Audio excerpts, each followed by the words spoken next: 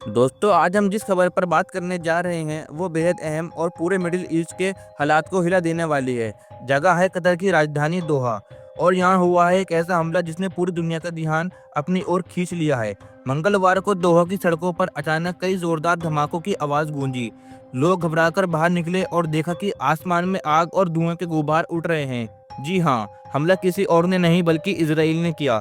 Israeli सेना ने साफ-साफ कहा कि उनका टारगेट था हमास के टॉप लीडर्स। खास तौर पर इस हमले का मुख्य निशाना था हमास चीफ खलील अल-हैया।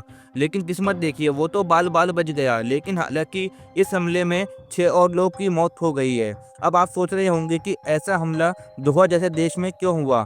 तो दोस्तों, असल में कतर लंबे समय से हमास के निर्वासित नेताओं का ठिकाना माना जाता है, गतिविधियां चलाते हैं और साथ ही इसराइल फिलिस्तीन के बीच होने वाले बातचीत में भी शामिल रहते हैं। यानी एक तरफ वो बातचीत और युद्ध विराम की टेबल पर होते हैं और दूसरी तरफ इसराइल उन्हें अपनी सबसे बड़ी चुनौती मानता है।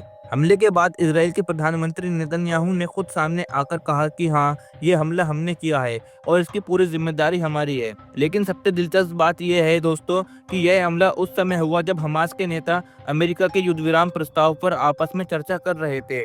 यानी जहां एक तरफ बातचीत चल रही थी, वहीं दूसरी तरफ बम बरसाए जा रहे थे। इजराइल की सेना और सुरक्षा एजेंसियों का दावा है कि ये हमला बेहद सटीक तरीके से किया गया। उनका कहना है कि जिन नेताओं पर हमला हुआ, वहीं 7 अक्टूबर 2023 को इजराइल पर हुए हमले के सीधे जिम्मेदार थे। अब सवाल उठता है कि कतर क्यों?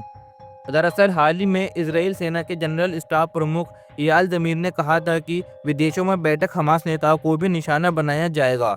उन्होंने साफ कहा था कि हमास का ज़्यादातर नेतृत्व विदेश में है और हम उन तक भी ज़रूर पहुंचेंगे।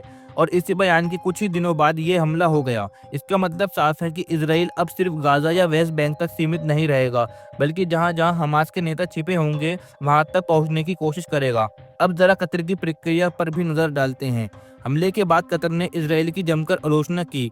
कतर के विदेश मंत्रालय ने कायराना हमला कहा और साफ बोला कि यह अंतर्राष्ट्रीय कानूनों का सीधा उल्लंघन है।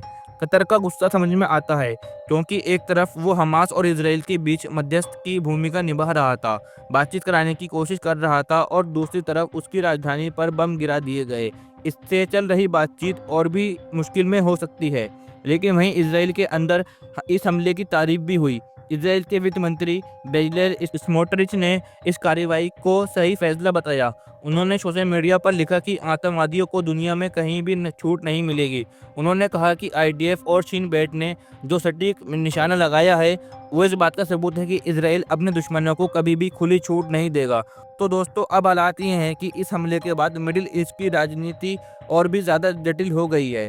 कतर, जो अब तक बातचीत कराने की कोशिश कर रहा था, वो नाराज़ है। हमास के नेता और ज़्यादा सतर्क हो जाएंगे और इजराइल ने ये साफ कर दिया है कि वो किसी भी हालात में पीछे नहीं हटने वाला।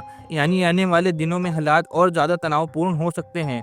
सवाल यह है कि क्या इस तरह के हमले शांति की तरफ ले जाएंगे या फिर और बड़ी लड़ाई का रास्ता खोल देंगे, ये तो वक्त बताएगा। लेकिन इतना तय है कि हमले ने दुनिया भर की नज़रें दोहा और मिडिल ईस्ट पर टिका दी हैं। जी हाँ दोस्तों, तो ये थी पूरी कहानी दोहा पर इजराइल हमले की। अब आपका क्या मानना है? क्या इजराइल का यह कदम सही है या ये शांति प्रक्रिया को और मुश्किल बना देगा? अपनी राय कमेंट में ज़रूर बताइए। और अगर आपको ये वीडियो पसंद आया हो तो दिल खोलकर वीडियो को लाइक कीजिएगा, दोस्तों और फैमिली के साथ शेयर कीजिएगा। और हाँ, सबसे ज़रूरी बात, हमारे चैनल यम नॉलेज शो को सब्सक्राइब करना बिल्कुल ना भूलें, क्योंकि यहाँ पर हम ऐसे देश विदेश की ताज़ा खबरें आपके लिए लाते रहते हैं। तो आप मिलते हैं अगली वीडियो में, तब तक के लिए जय हिंद, जय भारत।